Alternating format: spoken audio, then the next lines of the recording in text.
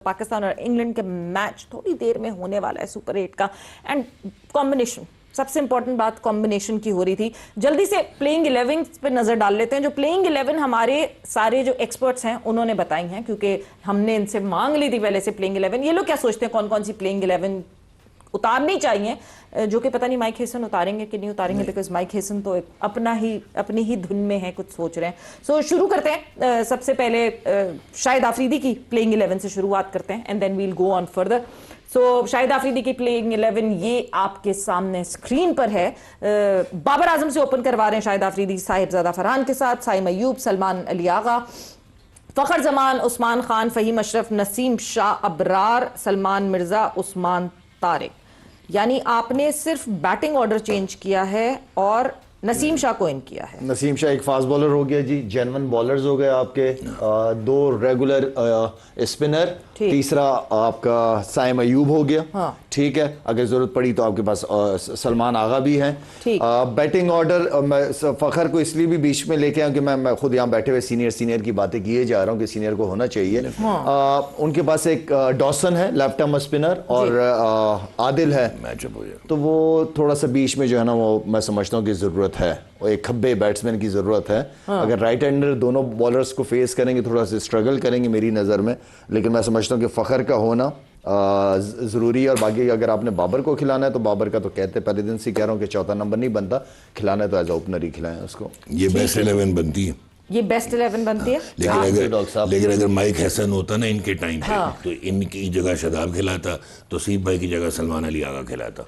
हाँ। आपकी 11 पे आ जाते हैं। डॉक्टर नमान नियाज की क्या 11 है आपके सामने स्क्रीन पर इस वक्त। साहिबजादा फरहान और फखर से ओपन करवा रहे हैं बाबर आजम, सलमान अली आगा, साइम अयूब। आप भी साइम अयूब को जो है वो नीचे लेकर आ रहे हैं। उस्मान खान, शादाब खान, मोहम्मद नवाज, नसीम शाह, अबरार अहमद एंड उस्मान तारिक। आपने सलमान मिर्जा को बिठा दिया है इस पूरे प्रोसेस में और अबरार को। You are depending more on specialist spinner because of the Pallekele जैसा सा बिहेवियर रहा है। हाँ। जो हमने पिछला मैच भी देखा है।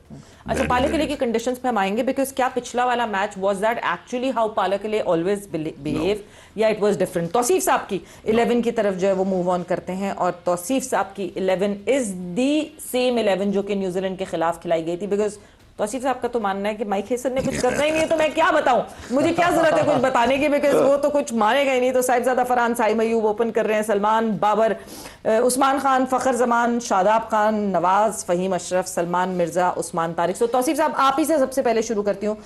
पालकिले की कंडीशंस को देखते हुए ऑब्वियसली ये जो कोलंबो की कंडीशंस के हिसाब से 11 बनाई गई थी, आपको लगता है कि वो सिमिलर 11 फिर से उतारेंगे इतनी डिफरेंट कंडीशंस पे?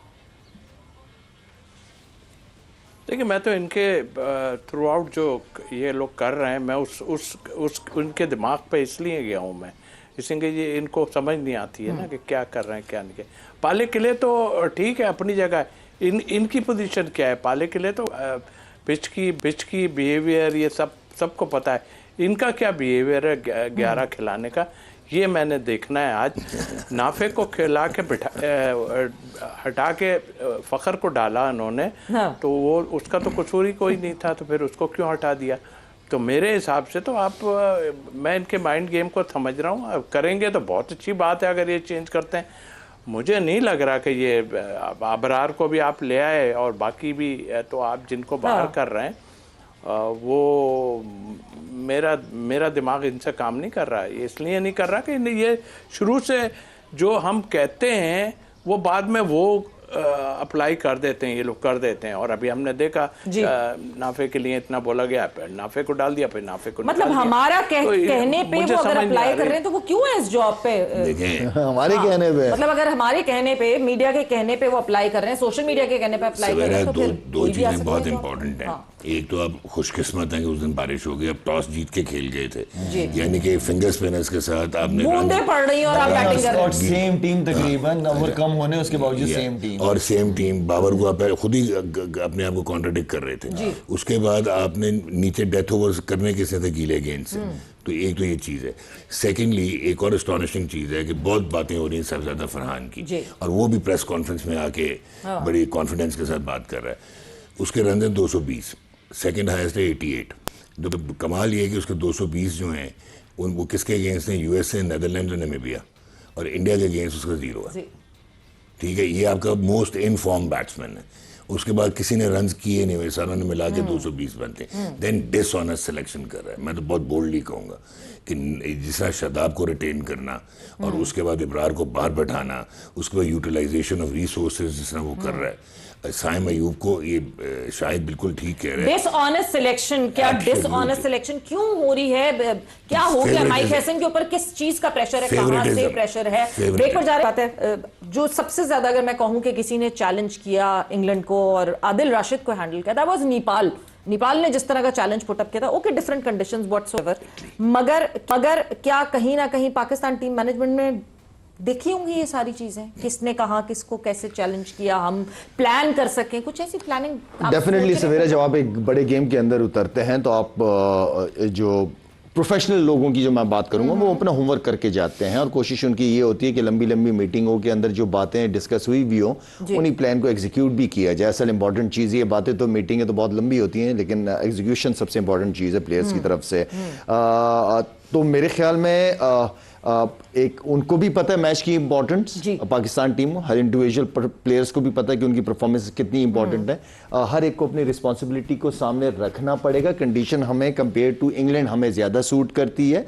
अगर स्किल्स वाइज देखा जाए तो हमारी स्किल्स ज्यादा बेहतर हैं इंग्लैंड से। ओके, तो मैं तो वैसे भी हमारी स्किल्स बेहतर है इंग्लैंड में। मैं पाकिस्तान को लेकर हर चीज में बड़ा पॉजिटिव रहता हूँ, ठीक है ना। तो मुझे अपने लड़कों पे है सिर्फ कॉम्बिनेशन सही तरीके से खिलाया जाए। आई डोंट नो, भी टीम अनाउंस भी नहीं की, टीम अनाउंस हो जाए वो सबसे इंपॉर्टेंट चीज है कि सही तरीके से सही पोजीशन पे हर प्लेयर को चांस दे और प्लेयर जाए खुल के। कॉम्बिनेशन की बात करें डॉक, मैं साथ साथ एक ऐड करती चलूं, मिडिल ऑर्डर्स की हम जब बात कर रहे हैं, कॉम्बिनेशंस की बात करें, मतलब हिटमायर, पावल, रदरफोर्ड आपको दिखते हैं, ब्रेविस मिलर, स्टब्स दिखते हैं आपको, फिलिप्स, चैपमैन, मिचेल दिखते हैं आपको, और फिर हम दिखते हैं बाबर, उस्मान, शादाब। इसलिए कि वो नहीं है ना, आपने मिडिल ऑर्डर जानबूझ के बनने नहीं दिए क्योंकि आपने प्रोटेक्ट करने थे अपने फेवरेट प्लेयर्स को। 8-8 महीने से आप प्लान कर रहे थे कि आपने किसको वापस लेके आना है। दूसरा भी जो लाला ने बात की है ना, अगर इन्होंने होमवर्क किया होता तो इंडिया के अगेंस्ट कभी भी लेफ्ट हैंडर के सामने इब्रार पावर प्ले में बॉलिंग नहीं करता। ठीक हो गया। उस्मान तारिक, आपने रोल ही नहीं डिफाइन किया, वो तो आपका स्ट्राइक बॉलर है जिसके एक्शन सिमुलेट करके वो प्रैक्टिस कर रहे थे, आपने उसको 10वें ओवर के बाहर कर दिया।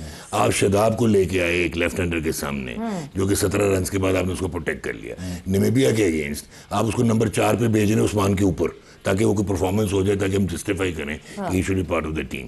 तो ये जो इंटेलेक्चुअल डिसऑनेस्टी है, this is going to hurt you. अभी ये जो बात कर रहे हैं पाकिस्तान की, यस ये लड़के अच्छे हैं लेकिन उनको पता तो उन्होंने क्या करना है। अब फ़हीम अशरफ फील्डिंग ऑलराउंडर है, आपका नवाज, ये लाला मानेगा कि शायद सेकंड बेस्ट बैट्समैन इन 11 में इस वक्त कंटेम्प्रेरी फॉर्म में, उसकी बारी नहीं आती, ठीक है, उसका यूटिलाइजेशन ही नहीं है। सो उस्मान खान कहीं से भी इंटरनेशनल क्रिकेट नहीं खेलता, अगर खेलता था तो ऊपर खेलता था, ठीक है। उसका ये वर्ल्ड कप के शायद 7 मैच हो गए हैं और एक इंडिया के अगेंस्ट 40 है, जब कुलदीप आया तो वो फारिग हो गया। उससे पहले तो उसकी 4 की एवरेज थी, 80 का स्ट्राइक रेट था। कोई आप विकेट कीपर नहीं लेके गए हुए, स्टॉपर लेके गए हुए स्टैंड इन्स। तो यार इस तरह तो प्रेपरेशन नहीं होती और इस तरह तो वर्ल्ड कप नहीं जीते जाते। ये तो आपकी कंडीशंस हैं। दूसरा सवाए साउथ अफ्रीका के, इवन इंग्लैंड, इटली के अगेंस्ट आदिल फंस गया था, इटली के अगेंस्ट मार पड़ गई थी इनको। इटली के अगेंस्ट यार आप 25 से कितने, आपने वर्ल्ड कप से पहले 25 से 30 मैचेस खेले, कितने खेले सवेला? 30+30 नहीं गए। नहीं सर, 31 खेले, 24 जीते, जिनमें से 6 मैच बड़ी टीमों के अगेंस्ट थे, बाकी सारी अपने से नीचे थी, तभी रैंकिंग नहीं बढ़ी। और अब मतलब आप ये देखें कि 2 साल बाद एक इवेंट आ रहा है T20 वर्ल्ड कप और आप जो है उसके लिए भी प्रिपेयर नहीं कर पा रहे। तौसीफ साहब, आखिरी आपसे सिर्फ मुझे कमेंट्स चाहिए होंगे, क्या करना पड़ेगा पाकिस्तान को टू हैंडल इंग्लैंड?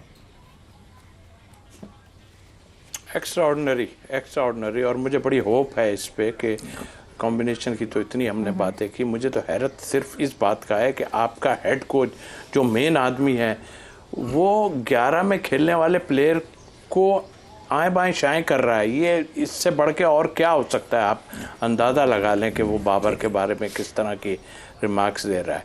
लेकिन मेरा ख्याल है एक्स्ट्रा ऑर्डिनरी करेगा ना चाहिए बिल्कुल। और पता नहीं कहाँ तक सही है कि सुनील गावस्कर ने तो हम इंडिया, पाकिस्तान, इंग्लैंड और साउथ अफ्रीका को 4 टीमों को लेके आया है। पता नहीं, मैंने एक जगह देखा है ठीक। तो उनकी तरफ से तो हम आ गए, अगर तो लेकिन ये कहा है तो इंशाल्लाह आज हम लेट्स सी, लेट्स होप कि बेहतर कैसे करेंगे। होता है।